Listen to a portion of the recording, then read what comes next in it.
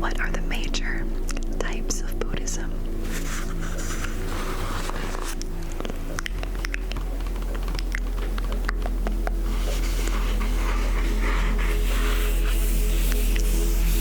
Okay, let's begin the section.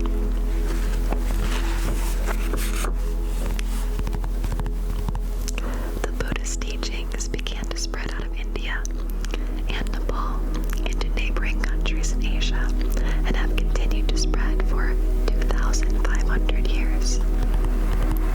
In that time, Buddhism has divided into several sects or schools, each with its own practices, rituals, and writings. While all the schools are founded on the same basic